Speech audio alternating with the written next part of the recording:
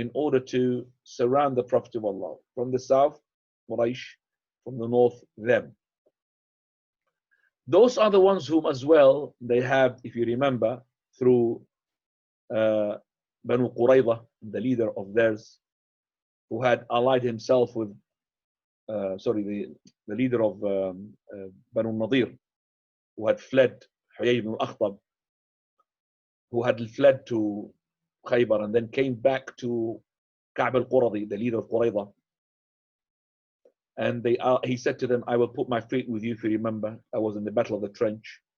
So basically, they've allied themselves with the betrayers. The betrayers here were the Jews of Banu Qurayza at the end. So this is from the reasons. So allying themselves with Quraysh, allying themselves as well with the Jews. And on top of that, they have laid a plan by which they're going to be assassinating the Prophet. So it had to be a decision in order to get rid of them, because they are the reason for all rebellions in the Arabian Peninsula, all sorts of evil, besides Quraysh. Now the hypocrites, in terms of their stance-wise, all the time is the same. It will never change. Yes, maybe the style will change, but it's the same. Abdullah ibn Ubay ibn Salul, the head of the hypocrites, he sent to Yahud ibn Khaybar, he sent to the Jews of Khaybar, saying to them, Muhammad is heading towards you, and take your, guard, and do not be scared of him, for verily your power is more than them, and they are inferior in terms of number-wise. So when the Jews of Khaybar knew about this, they sent to a tribe called Ghatafan in order to ask for support and help. And this is because, you see, the Ghatafan tribe, they were the allies of Khaybar, and they were also against the Muslims. And so the Jews of Khaybar, they have actually said to them, you ally yourself with us, and we will give you half of the fruits, because Jews of Khaybar, they were known for their agriculture. They've got lots of trees.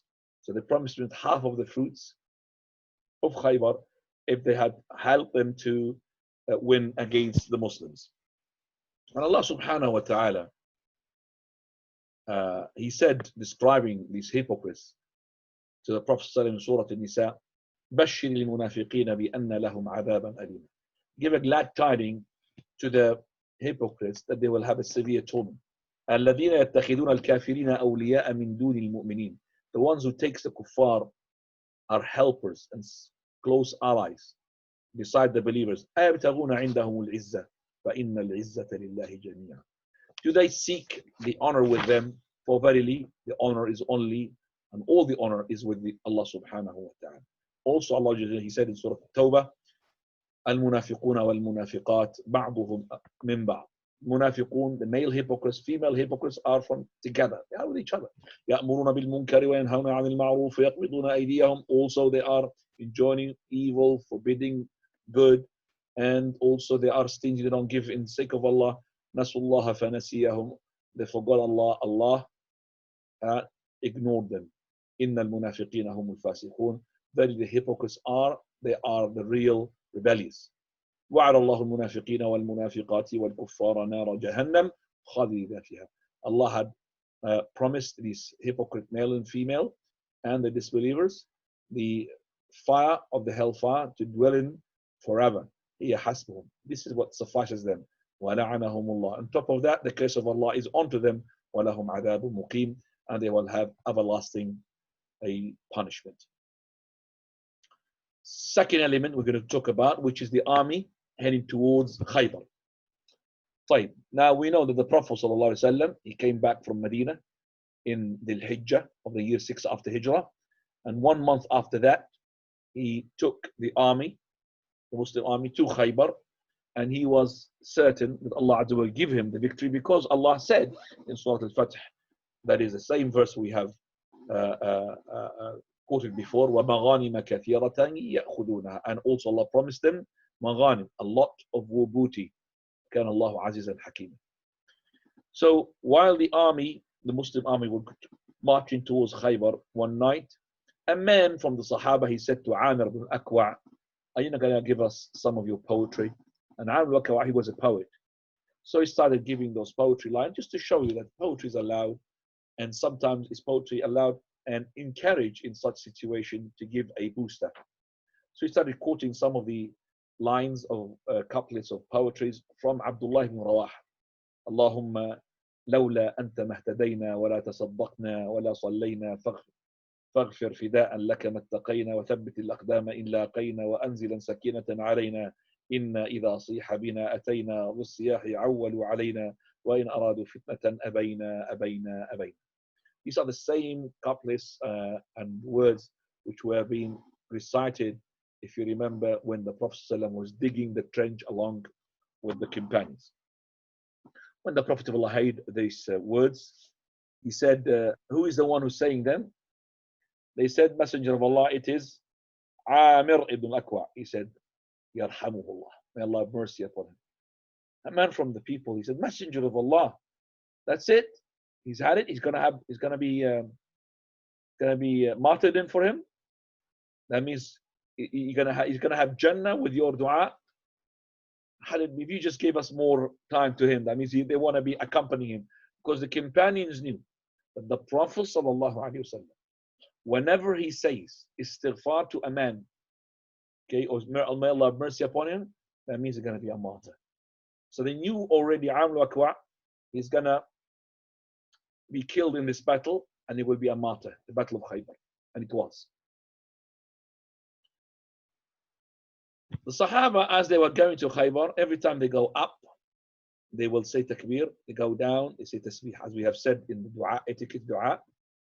This is from the etiquette that you say takbir, you go up, go down, say tasbih, subhanallah. But they started doing that with loud voice. Allahu Akbar, la ilaha illallah. Prophet he said, Arbi'u ala anfusikum. Take it easy upon yourself. Arbi'u ala anfusikum. Take it easy upon yourself. إنكم لا تدعون أصما ولا غائبا. You're not calling upon who is somebody who's deaf or somebody who's not here, somebody who's absent. إنما تدعون سميعا قريبا وهو معكم. But you are calling upon who is somebody who is سميع, all hearing, قريب, very close, and he's with you, the Almighty. Even he's above the throne. So when the army of the Muslims got closer to Khaybar, Prophet ﷺ, he said, stop. And then he started making the dua. This is the dua can be said every time you enter a city, a different city, while you're going or traveling. Which is the dua, Allahumma rabba as-samawati as-sab' wa ma adlal, wa rabba al-ardina as-sab' wa ma aqlal, wa rabba ash-shayatini wa ma adlal, wa rabba al-riyaha wa ma adrain, fa inna nas'aluka khayra hadhihi al-qarya, wa khayra ahlaha, wa khayra ma fiha, wa na'udhu bika min sharri ma fi hadhihi al-qarya, wa sharri ahliha, wa sharri ma fiha. Translation of which, O Lord, the Lord of the seven heavens, and whatever they cover, whatever they shade, and the Lord of the Ardin as-Sab'a, the seven earths. That's how we know that the earth as well seven. As Allah subhanahu wa ta'ala said, وَمِثْلَهَا in the Quran. Allah created the seven heavens and the same thing with the earth. And whatever, the Lord of the earth, the seven earths, and whatever they carry. And the Lord of the shayateen, and whatever they misguide. Whoever say misguide. And the Lord of the wind, and whatever they take with them. For verily we ask you the good of this village, the good of this town, and the good of its people, and the good which is in it. And we seek refuge in you from the evil of this village, and the evil of its people, inhabitants, and the evil of what is in it. This is to show you that the army of the Muslims, they are marching with dhikr of Allah all the time. Whether they are in the journey or they're meeting the enemies. And make a comparison here in 1973 when the Egyptian army, 68, when they lost the war, marching, and they were having the battle, the war between them and the Israels, okay, for Palestine, and they lost it, of course. You know, compare that and what the army was doing. They were listening to music. And I'm not talking about this is from me. No, this is documented. This is their motivator, music. Or drums. Drum, drum, drum. What is the drums are going to do? SubhanAllah. These people, they were doing dhikr of Allah. Allahu Akbar, subhanallah, subhanallah. As soon as you dhikr of Allah, yourself is filled with shivering because of the power Allah has given you. Okay? You fear nothing. Allahu Akbar. As soon as you say the word Allahu Akbar, power comes into your heart and terror comes in the hearts of the enemies. Allahu Akbar. But of course, these people these days, they make Allahu Akbar as a mockery. Okay? And the media had portrayed it that the Muslims are terrorists to such an extent. If any Muslim now, if he is in the middle of, let's say a crowd, and he said Allahu Akbar and he went down and ducked, believe me, there will be nobody around him. That's the media. Either he's got a suicide belt or something, or going to throw a bomb. Of course, there are some people who are doing so, but for a fact is all of it lies. I'm going to ask the following question. It came to my mind when I was walking with my wife during the night, very late night, just to walk for a walk. And when it comes really dark and there's nobody there, it's very scary. I'm asking, those who are being brainwashed with this media of saying Muslims are terrorists, which one is more scary for them now? To walk in the middle of a park in London, which is really dark, but there's no Muslims at all. Okay, there's no Muslims at all. To walk in the dark where they're. Is it more scary for them, or to walk in Luton, which is, you could say, a Muslim town, or in Bradford, Karachi, there, in Bradford, in the middle of the night, where Muslims are residing? You tell me what is white or black. Let's say the white disbeliever would be more scared. Then you will know who is the terrorist.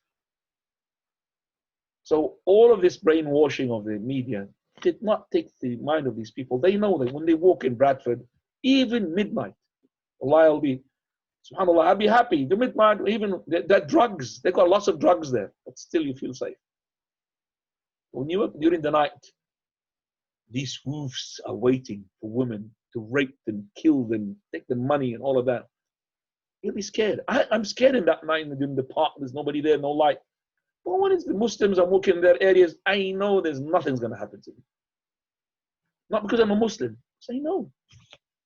So if it's one sheep out of 1 billion people, one sheep, two sheep have done so, why is it that when we go look at, for example, UK Crime Watch, how many Muslims do you see there? Look at that percentage. It's more than, by the way, more than the way they say 5%. Yeah, more than that of the UK Muslims. It's not a true sort of statistics here. Do you find 5% of in the UK Crime Watch from the Muslims? That's where the real terrorism, ikhwan. The terrorizing the enemy when you're fighting him, that's something recommended even from the disbelievers too when they fight others. But to terrorize somebody when you're living with him, alhamdulillah. I walk in my neighborhood, alhamdulillah, and everybody there when he sees me says hello to me because they know me. And I walk like this, and my wife, she's fully covered with full niqab and all of that. Alhamdulillah. Okay. But the media trying to do as much as they have. Allah is with us. Allah is with us. Right. When the people say, I'm talking about now, yeah, we said that he said, may Allah have mercy upon him. So the companions were making takbir, okay, when they were going. So the companions, as soon as they have arrived, okay, to Khaybar, Prophet ﷺ stayed during the night until the morning. They prayed their Fajr and they invaded the people of Khaybar. And they were just already gone to their farms.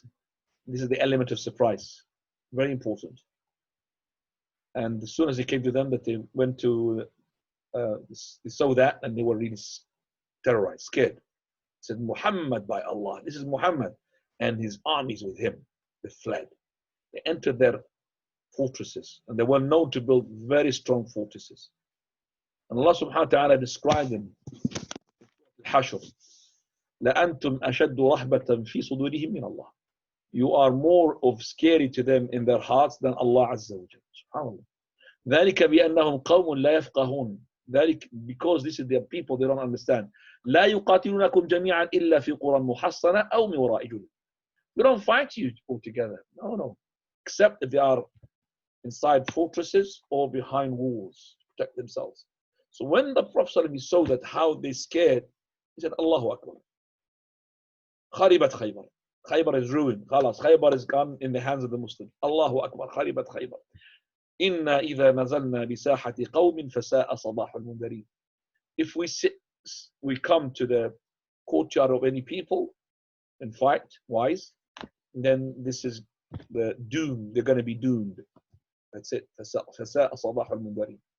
So there were fear in the hearts of those people, and they were scared, and that's, as I said, the element of surprise which is needed to win the war. But the problem is now these days, because we are clinging to dunya, Allah Azza wa Jal had removed that fear from the hearts of the enemies towards the Muslims. Muslims are nothing. They could just step on top of them with their shoes, and that's what is happening in all Muslim countries. Allah al-Musta'an. The Jews of Khaybar, they have basically protected themselves in 8 fortresses. Well known, they are built. The strongest out of them is called Hisn Na'im, the fortress of Na'im. It was the first line of defense because of its, logistically speaking, is the one which is connecting all of those. So it is in a strategic sort of place. Very important for them to keep that. If it falls, everything will fall out with it. This Hisn is the Hisn that belongs to the king of the Jews in terms of power-wise. It's called Marhab. Marhab. Marhab, they used to call him a man who is equivalent in power-wise of 1,000 men. So he lives in the strongest, most strategic fortress, and also is the strongest man. We're coming to the third element. Now, what happened in the battle? What happened in the battle is that on the night of attacking Khaybar, and Khaybar, Prophet had actually made a siege on top of it for 50 nights, a long time, until it had, basically surrendered. And he sends, army after an army to, start to open the city. They couldn't really do so. He sent Abu Bakr, he sent Umar, he sent all of those. And they did not achieve the victory yet. Revelation came to the Prophet ﷺ that the victory is going to be now on the hands of somebody, whom the Prophet of Allah is going to call upon him. He said, tomorrow I'll give the flag, the banner, to lead the army, to a man whom he loves Allah and His Messenger, and whom Allah and His Messenger loves him. Whom Allah and His Messenger love him. Allah will make the victory on his hands. So all the companions slept that night saying, I wish it's going to be me. I wish it's going to be somebody. Who's that? They wanted to, to be hoping that it's them, because it's a very strong statement. He said, I'm going to give this banner, the flag of the army, to a person. He loves Allah and His Messenger. So Revelation told the Prophet that he loves Allah and His Messenger. Not only that, Allah and His Messenger love him, and Allah will give him the victory on his hands. All of them came, hoping it's going to be one of them, but the one whom the Prophet of Allah asking for him he did not come. There's a reason why he didn't come. So the Prophet said, Aina Ali ibn Abi Talib? Where is Ali, the son of Abu Talib? The Messenger of Allah, he is complaining, he is in pain because of his eyes. They've got infection. So the Prophet said, send for him. So they sent for him. That's why he didn't come. Was he complaining about his eyes? Prophet ﷺ spat into his eyes with his saliva. Everything went back. MashaAllah, no infection. Then he gave him the flag, meaning the commandership, the leadership. So Ali said, Ya Ali. Ali said, Ya Messenger of Allah, O Messenger of Allah, shall I fight them until they become Muslim like us? Prophet said, no. Take it easy upon yourself. When you are if you have managed to gain the victory and you are amidst them, then call them to Islam. And tell them what Allah subhanahu wa ta'ala made incumbent upon them. For verily, by Allah, if Allah is going to guide a man, one person, through you, it will be better for you than gaining humr and na'am. And that is the red camels. The red camels are very expensive at that time. Just to guide one person, just to show you, akhi, that the army of the Muslims are not keen to war booty. No. It's to make the people transfer from the worshipping of things to the worshipping of the creator of things, the Almighty subhanahu wa ta'ala. So they are keen to make da'wah even at the last moment before they start fighting the kuffar, disbelievers. They're not really looking for the sake of war booty, as we said. Ali ibn Abi Talib radiallahu anhu, he took the flag and he took the army towards the first fortress where Marhab was, the man who is equivalent to 1,000. And Ali ibn Abi Talib, he called them to Islam. They refused. So that King Marhab, he came to the fighting arena and he called for a duel. And he was reciting some of the couplets of, sort of showing that he is a muscle man and nobody can defeat him. He said, أَنَا الَّذِي سَمَّتْنِي أُمِّي مَرْحَبْ. I am the one whom my mother, I am the one whose my mother had called me, and he named me Marhab. شاك السلاح بطل مجرب. That is ready for fighting. بطل مجرب, hero, which is being tried before the war. إذا الحروب أقبلت تلهب. When the war starts, he is in fury. He's in action. Ali ibn Abi Talib said, okay, he's the commander now. I'm going to be the one who's going to fight him in this duel. So he said, أنا الذي سمتني أمي حيدرة. I am the one whose mother had called him or named him Haydara. So your mother called you Marhab. Marhab means welcome. I am the one Haydara. I'm going to be Haydara, mean I'm going to kill you. كليث غابات كريه المنظرة. Just like a lion who is in the jungle, as soon as you see him, you don't like him. كريه المنظرة. He looks terrifying.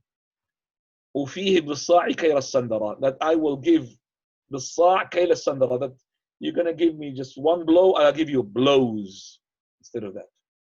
So I will kill as much as I can. Ali ibn Abi Talib, he forwarded himself towards Marhab and he managed to kill him. That's how that citadel or that fortress went in the hands of the Muslims, and one after the other, on all of those 8, they fell in the hands of the Muslims. Now, before I continue, I would like to make sure you understand the following. The Rafidah, they call themselves the Shia. Basically, they use this story to say that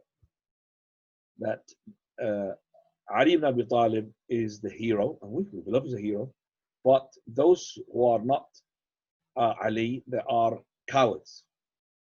For example, we said that before Prophet of Allah had called upon Ali, during the 50 nights, he sent armies led by some other companions, like Abu Bakr, like Umar, and others. And then at the last moment when revelation came to him, he said, لَأُعْطِيَنَّ الرَّايَةَ غَدًا. Verily, tomorrow I'm going to give the raya, the flag, لِرَجُلٍ, to a man, يُحِبُّ اللَّهَ وَرَسُولَهُ.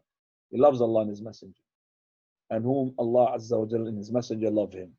And Allah will give him the victory in His hands. So they say he's going to give it to a man. What does that mean? That means the one before him are not men. Look at that. SubhanAllah. We can rebuttal this very easily. That means you're not talking about just Abu Bakr and Umar. You're talking about the Prophet himself. So why didn't the Prophet himself go and fight? Why he himself? Isn't he more courageous than Ali and closer to Allah than Ali? He could have himself took the flag. So if you're going to accuse Abu Bakr, you're going to accuse the Prophet of Allah not to be a man. And the interpretation of this is that basically Allah Azza wa Jal wanted the victory to be on the hands of Ali. And Ali ibn Abi Talib, even he was in a situation where he was not able to lead an army because of his eyes. But because of the Prophet's fiddle, which was a cure into his eyes, he was ready. But it doesn't mean that if Allah gives the victory in the hands of Ali, that Ali is to be better than those ones whom Allah did not give the victories on their hands, like Abu Bakr and Umar. If Ali himself, he said, if anybody makes me better than Abu Bakr and Umar, I will lash him and punish him.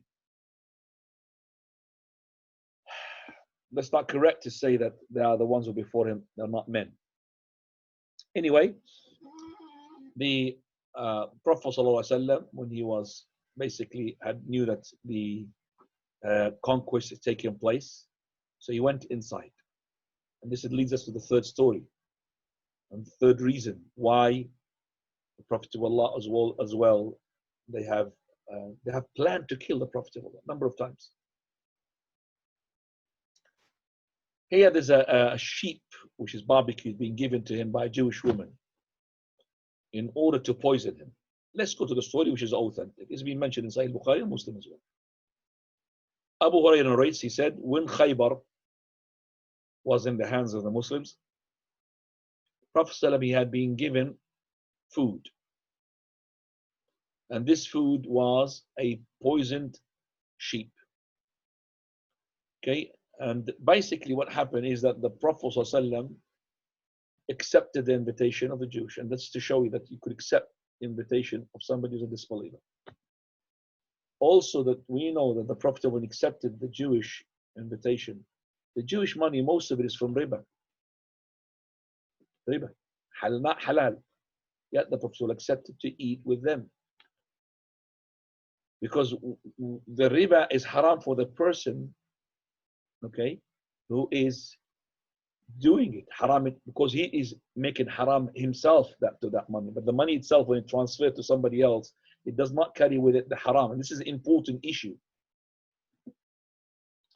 So if, for example, if somebody came to buy from your shop and he knows that all his money is from lottery, and he wants to buy something from you, you don't say, brother, I can't accept your money.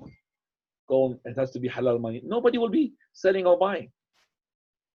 So that money is in his hand is haram, but when it comes to my hand, it's different. It doesn't carry the rule of how he gained it. Okay. Same thing if this man had died. His children and his wife are going to inherit him. Then he can inherit this lottery money. That lottery is haram for that person who died, but it's not haram for those heirs. When they inherit him, it become halal. Very important point. Prophet of Allah, he had eaten from the sheep, even though this sheep is from the Jews. Most of the money the Jews from riba is well known. Yet he had eaten from that. Because when he eats from this, okay, he's not eating their haram. It's been given to him as a gift, as an invitation. So before we go ahead, we want to answer a following question, which is being asked to me, and I would like this answer as well to be documented for those, please, who are listening this lecture in Telegram to point that. Question being asked to me regarding if some donation came to the masjid, and this donation came from a source which we know it is haram. Are we allowed as the admins to accept this money in order to build this masjid? Very important question. I need to address it now because it's important to address it as well. So the question is, let's say the government, and it happens now, had wanted to aid a masjid, XZ masjid, in a place here in London or whatever. And the money they're giving it is actually the lottery money, and it does take place. The lottery money, which is haram money, 100%. Is it allowed for the admin to build this masjid out of this money? Okay. First of all, to answer this question, you need to know that, number one, there's a difference among the scholars. Some you'll find him saying, no problem. Some will say to him, no, not allowed. But we want to analyze before we go to the conclusion, which one that we are adopting here. The money that the person makes, either it's haram lidatihi, it is haram in itself, or haram likasbihi, or it is made haram because of the way that you earned it. Haram lidatihi, haram in itself, is like this person has stole it. He stole it from somebody, so it's not his property. So this haram is haram in itself. So even if he dies, if it is haram in itself, even if this person dies, that money cannot transfer to the heirs. It has still to go to the person whom that person had robbed it from him. Okay, so it has to go to that person because it's haram money. So now we come into that is to say that if this money was stolen, then it cannot be taken to any masjid, or because it's stolen, it has to be returned back. The lottery money is not stolen. The money is being, this lottery money is being made through the second way, which is haram through earnings. But still, let's just stay in this category, which is stolen money. But let's say that this is a stolen money, but by the government. The government confiscated money from people. So this money is with the government now. Now, the owner of this money is not known because they've died and it's not known. It's actually a tyrant leader. And this tyrant leader now wants to repent to Allah. And he wants to give this money. Okay, and it hasn't got any owner. Because now, if it is the category, then it goes to the second category, which is the money haram through earnings. Because we don't know the owner of this money. Okay, so it becomes now in the second category, which we're going to talk about how to derive the rule for this. Now, when we talk about the haram money through earnings, okay, there is haram money through earnings onto the person who is making it and the person who's receiving it. So there is a giving or donating end and receiving end. From the receiving end, donating end, we know it's haram, it's on him. Haram to earn this money, it's haram on him. He should purify himself and repent to Allah subhanahu wa ta'ala. Now, if he repented to Allah, okay, then he should purify as much as he can.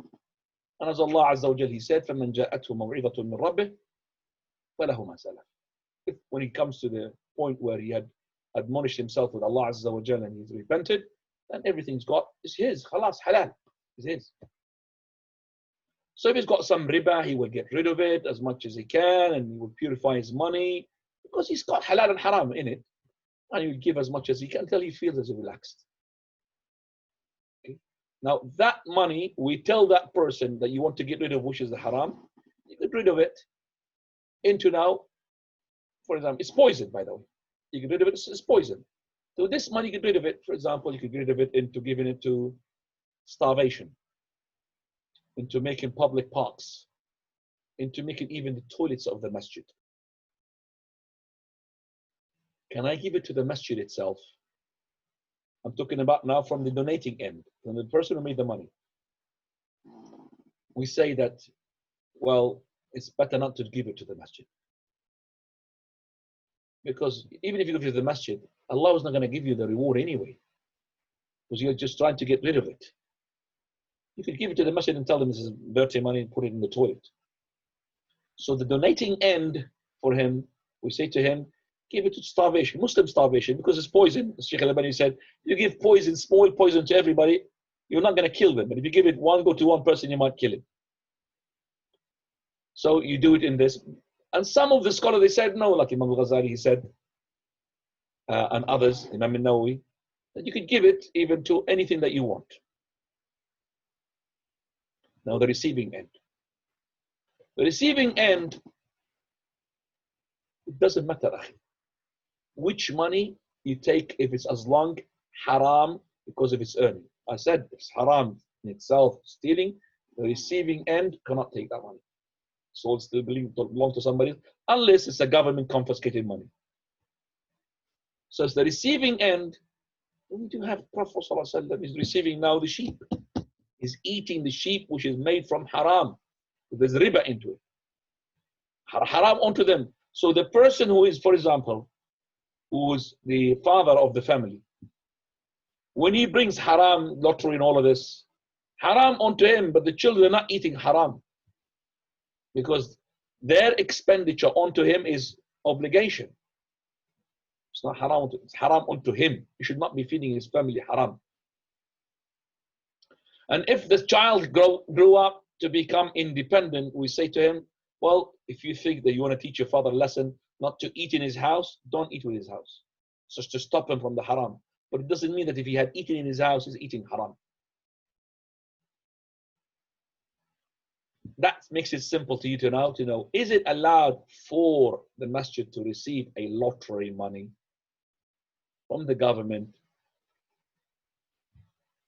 I myself built a masjid in my country with the help of brothers, alhamdulillah. We tiled the masjid as well.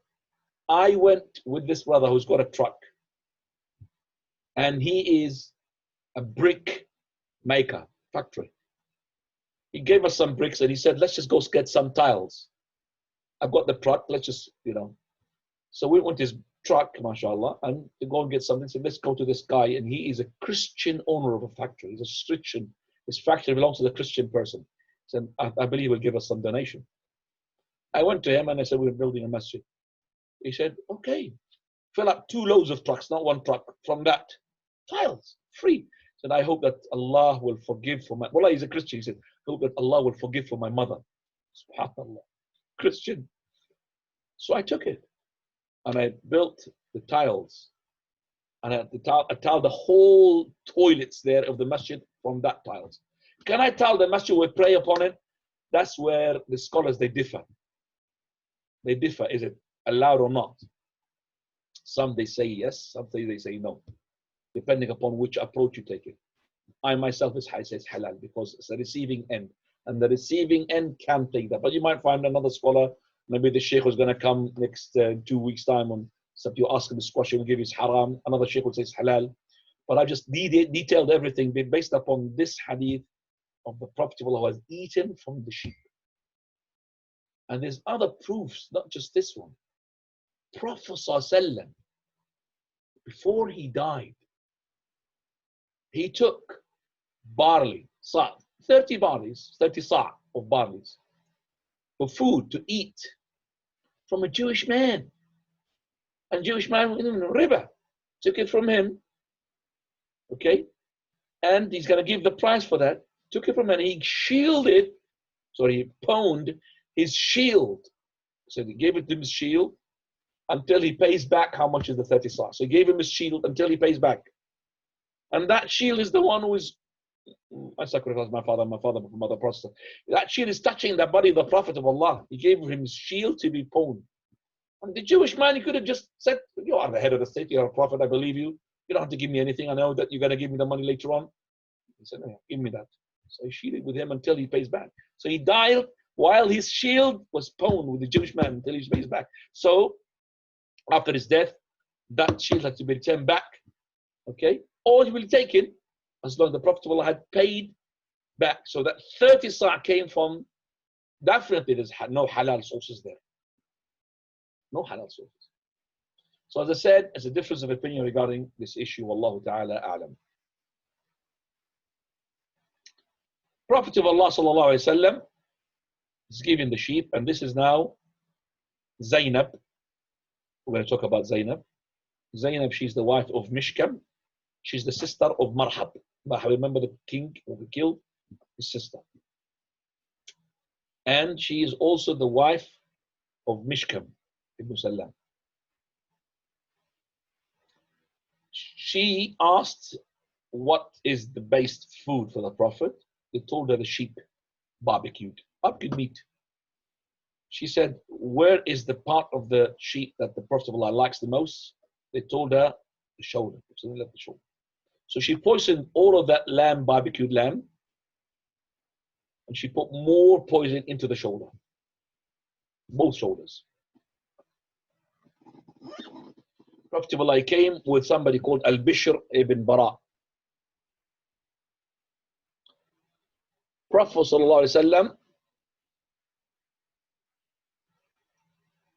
he had taken the morsel, that first morsel, went inside. The second one, he stopped. Already, Bishr ibn al-Bara, he'd taken more. Taken from that, about 2 or 3 or. So, he told him to stop, and he stopped himself. And then he said, verily, this dhira', this shoulder lamb, or lamb shoulder, I should say, is telling me that it is got poison in it. This is from the Revelation. So he said, "Ijma'u man kana hahuna min yahud." Gather all the Jews. They gathered all of them. Prophet said, "I'm going to ask you about something. Are you going to be truthful to me?" He said, "Yes, Abu al-Qasim, we're going to be truthful." He said, "Who is your father?" They said, "So and so." He said, "You're lying. Your father is so and so." Just to tell you how they were liars. He said, yes, you're true. Our father so and so. Prophet said, okay, I'm going to ask you again. Are you going to be truthful? I said, yes. Who are the people of the fire? They said, well, we're going to be in the fire for a particular time, for a short time. And after that, you're going to be after us. He said, you lie. Disgrace to you. We will never be in the fire after you go. Then he said, are you going to be truthful to me if I ask you? He said, yes. Did you put poison in that lamb? They said, yes. Why did you do that? He said, well, we wanted to know, if you're to be a liar, we'll get rid of you. And if you're to be a prophet, then this will not harm you. They were truthful in that. Again, they said to him that if you were to be a liar, we will get rid of you. Poison will kill you. And if you're to be a prophet, this will not harm you. But actually, they were wrong here. They are truthful, but they're wrong. It harmed the Prophet ﷺ because later on, 3 years after, he died. 3 years after, exactly. No, 4 years after, I should say. Year 11, yeah, 4 years after, he died, the Prophet ﷺ. From the trace of that poison, from the effect of that poison. Even he said to Anas, he said, I could see the trace of, the poison in my uvulas here inside. Even Anas, he saw it, like it's inflamed. So they brought the woman whom she had put, which is Zainab. She put the poison in the lamb. And Prophet asked her, why did you put it there? She said, I wanted to kill you. Allah Azza wa Jalla will not be let you to be imposed upon me to kill me. Sahaba said, Messenger of Allah, shall we kill her? He said, no. Look at that. The prophethood manners. What is that? Al-afu 'inda al-maqdira. To pardon when you are able to pardon. So he's able now, Prophet, he's in a situation where he could kill her. It's not al-afu 'inda ghayr al-maqdira. So you are about to, somebody's posing, a sword on top of your head. And he's been asked, do you pardon me? Yes, I pardon you, but you are going to be killed. So what is this pardoning? Here, the Prophet was capable of killing her, he pardoned her. This woman, Zainab bint al-Harith, she is the sister of Marhab, and she's the wife of Salam ibn Mishkab. She had embraced Islam later on. And the Prophet ﷺ, he had, as I said, pardoned her. As her husband, he became on his kufr, she left him. But the Prophet had commanded for her to be killed later on. Why? As a retaliation for Bishr ibn al-Bara. The family of Bishr, the heirs of Bishr, asked for retaliation, qisas.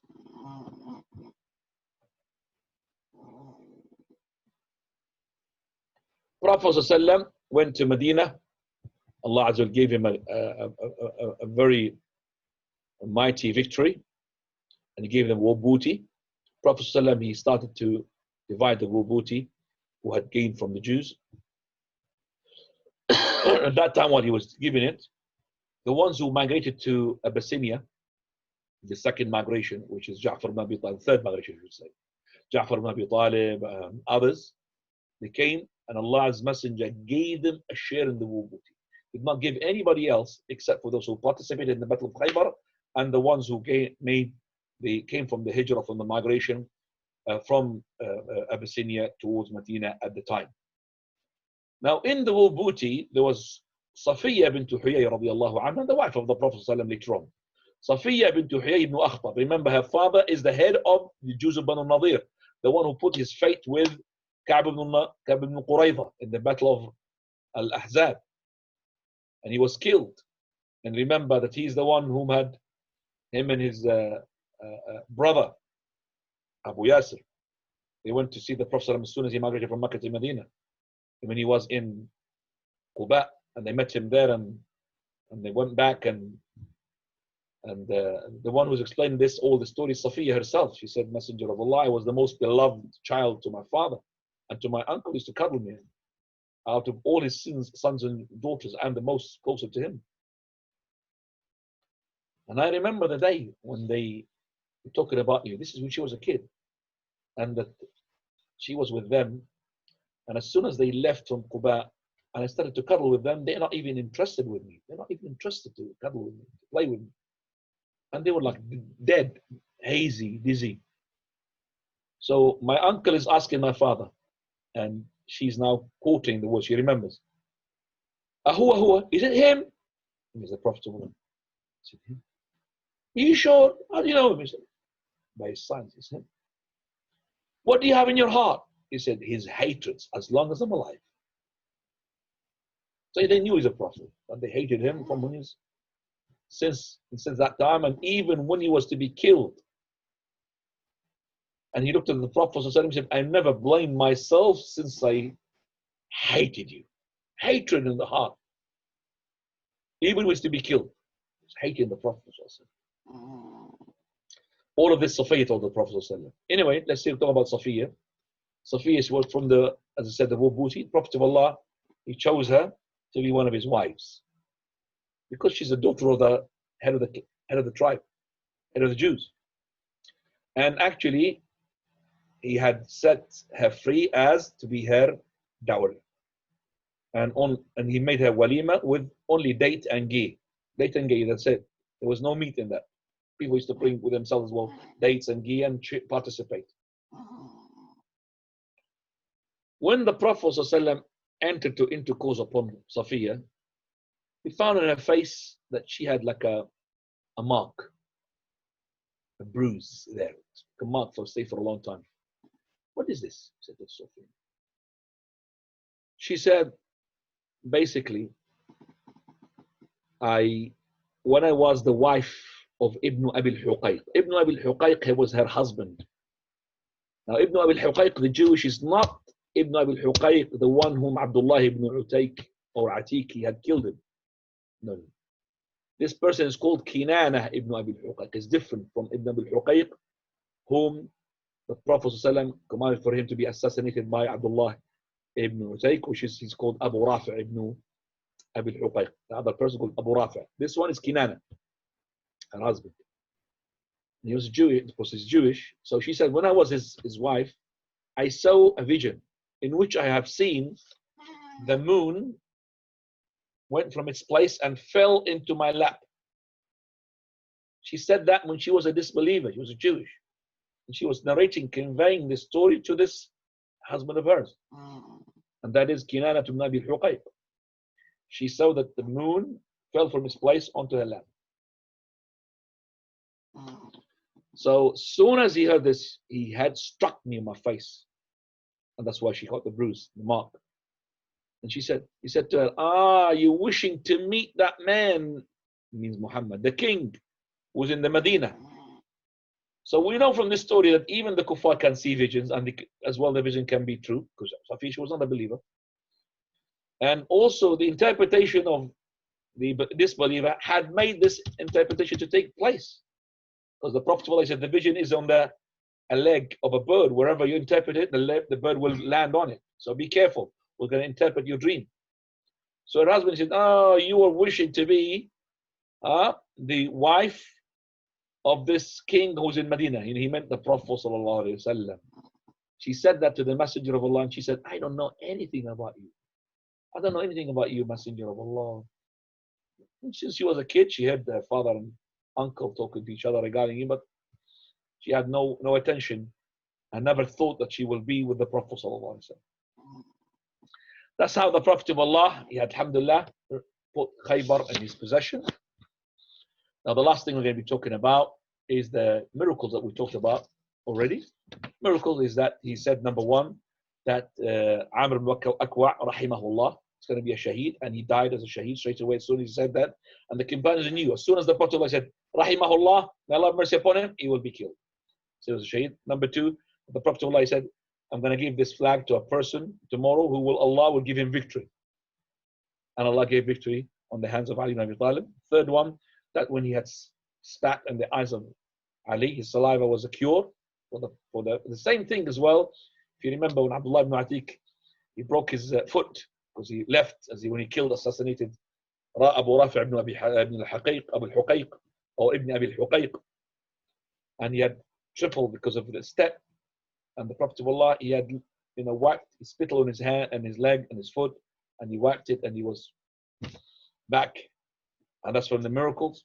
Also, that the Prophet of Allah, he said that the sheep is being poisoned. The shoulder lamb, or the lamb shoulder was telling him it was poisoned. Okay.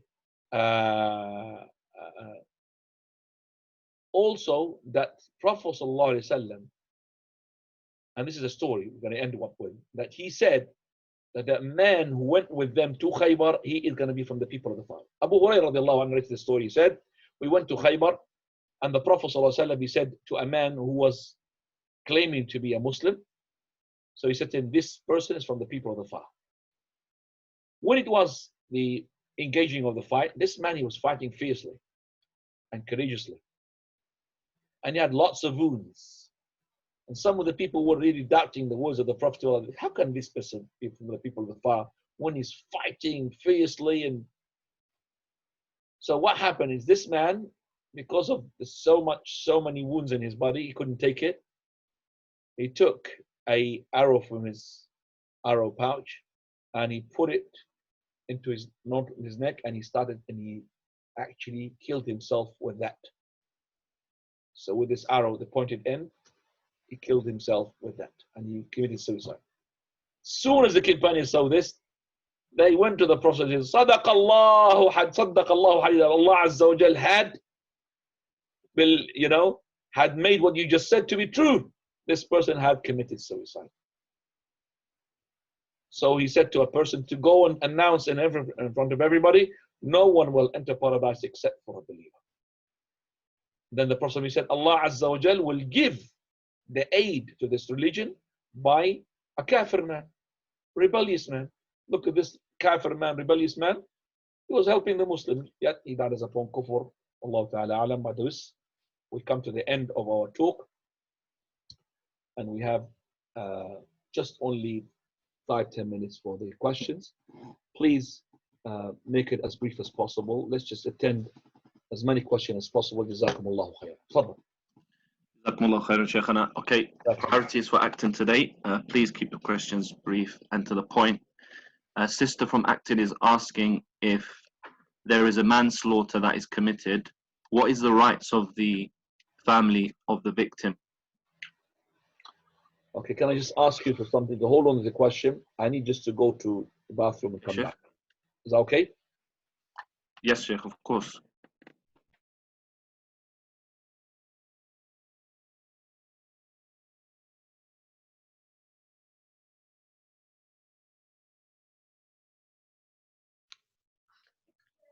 If anyone has any questions from Acton, please raise your hands so that if we got time, we can answer questions. Barakallahu feekum.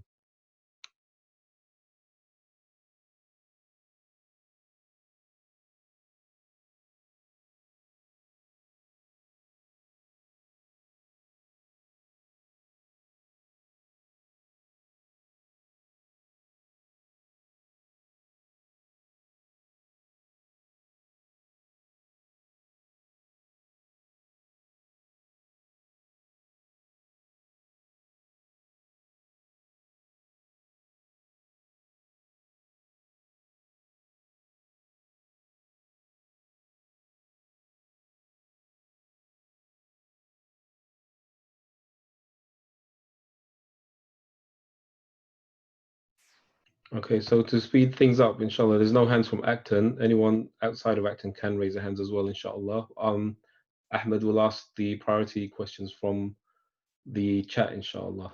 Barakallahu feekum.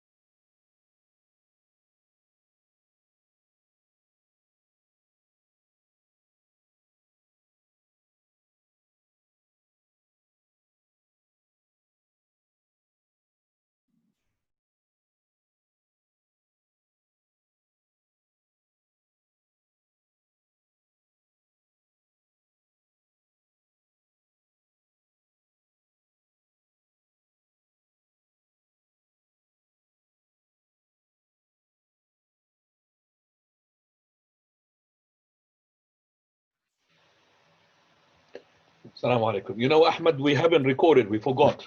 Alaikum salam wa barakatuh. Jazakallah khair, Sheikh. Hassan started recording after 15 minutes, and then I started recording. But I didn't know what to say. Allah musta'an. Right. It is recorded, alhamdulillah. Jazakallah khair, Sheikh. Shall we go to the sisters, Sheikh? Actually, question one. You're recording as well, are you? Yeah, just in case he got disconnected. Inshallah. Right. Let's go to the question first. Now, Acton sister Sheikh is asking you, if manslaughter is committed, what are the rights of the victim's family? well, if the manslaughter is permitted, I don't understand the question. Oh, so somebody's been killed by accident. So she's asking, what is the rights of that killed person's family? What are the options for that family? She's asking. In a normal situation? In an Islamic situation, But they have an Islamic situation is different. In this situation, they have no option except to go by the law. If somebody's been killed accidentally, it's manslaughter? Yes, Sheikh, it was an accident. Yeah. Is there any curiosity question? She was asking, I think, This is an Islamic state anyway. Islamic state, Ikhwana, which is not here. But let me just answer. If the person is being killed accidentally, then there is no retaliation by killing the person. But the accidentally has to be, there is semi-accidentally, and there is accidentally, and there is killing by deliberate. They have the diya. If it's accident, and they have the diya. Diya means the blood money. That's it. And can we just please, and I ask you please, can you just ask the questions related to the topic, if you don't mind?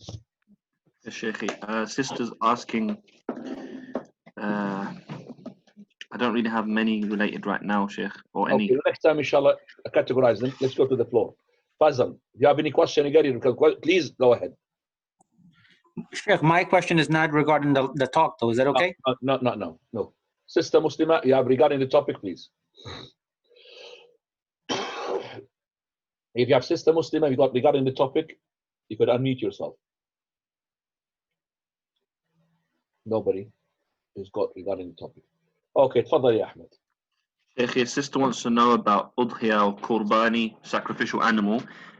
What is the ruling on giving some of it to the poor? She says, is it compulsory or is it recommended? Qurbani, it is not compulsory, but the more you give, the better it is. We said, you could give, you could take, so the more you give is better. Now. And she also asked, Sheikh, if it's only for the Muslims, this meat, or can it be given to disbelievers? It's supposed to be for the Muslims. But you could give the non-Muslims, no problem. Jazakallah khair. Another acting sister wants to know, to your knowledge, is there any hadith of the Prophet ﷺ that we should invest our money so that the zakah doesn't eat up that money? Again, the question? She asked if there is a hadith, to your knowledge, that the Prophet ﷺ said to invest your money before the zakah will eat up that money. Yeah, there is a hadith like this. Yes. Now, it looks like she knows the hadith. Yeah, there is. Now, fadal. The other one? Sister is asking, those are the active ones, but I have more, Sheikh. Sister is asking, what is the ruling on using a pen? The nib of this pen, the head of it, is made of 9-carat gold. Is that allowed? Allowed. No. And someone is asking about a pen which is gold. But allowed to use it, but allowed to buy it. I don't know how much it is. Extravagance or not extravagance. And another one is asking about a pen which is all gold. But plated the nib, or real? I don't know. It's real. Plated is allowed. Real is not allowed. Plated with gold is different from being proper gold. Now. Okay, our admin Hassan has a question. And these questions, none of them is beneficial to the people. Golden pen and none of them I could feel them. Now, Hassan. Okay, Sheikh, it's related to the question that you answered about the lottery money. You know, a lot of Muslims have That's now a question. That's a question. alhamdulillah. You know, a lot of Muslims they mix halal with haram, like a restaurant selling alcohol. Does the same ruling apply to them giving money to the masjid? Same thing. Same thing. Same thing. Barakallahu feek. Barakallah. With the difference among the scholars that we said. Now, تفضل يا فيصل. Sheikh, off the topic, right? Yeah, it's all the topic. There's nothing on the topic. Nobody's Right. asking about Khaybar yet. All right, Sheikh, regarding the mustache for the men, of course, we can remove anything that hangs over the lip. But if the upper part is too thick, the mustache, is it also allowed to trim it down low? You trim it as much as you want, as long as not really fully shaven. Okay, no problem. To trim it as much as you want. Yalla, Barakallahu feek.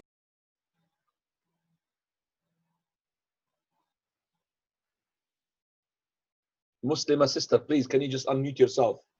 Naam. Assalamu alaikum. Salam. What do you say to a Muslim who says the coronavirus is a conspiracy? By the way, your voice is not really loud enough. Can you just make it loud?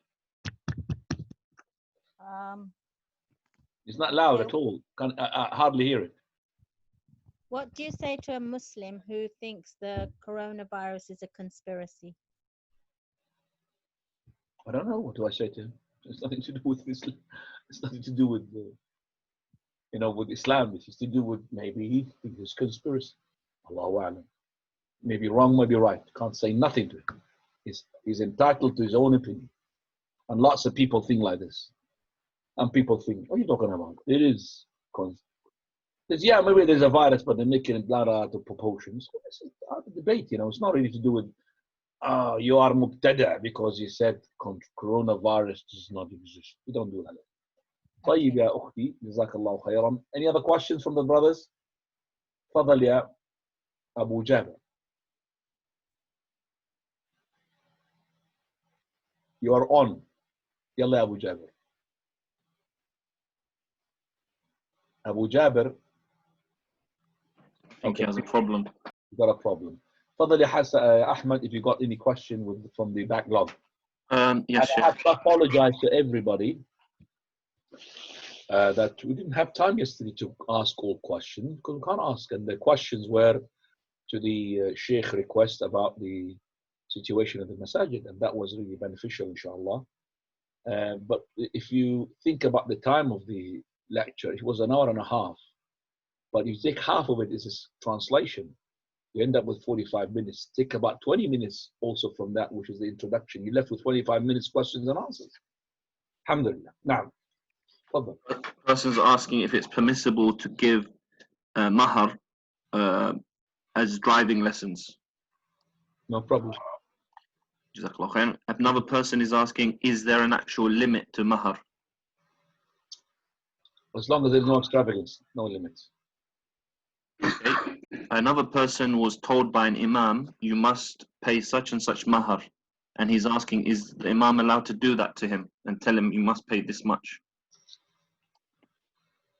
It's not a command, but if maybe the imam is actually acting on behalf of a sister, like a wali, or he knows that this person, he is basically, well-loaded money, and he's a millionaire, isn't making, for example, 25 pounds as a dowry. That's ridiculous. For example, say we just say to him, it's not right. And he's maybe making sure that, but it's not to the extent that he will nullify the marriage and you say, khalas, if you don't pay more, there's no marriage. طيب سبحانك اللهم بحمدك أشهد أن لا إله إلا أنت أستغفرك وأتوب إليك. 8:15 إن شاء الله class.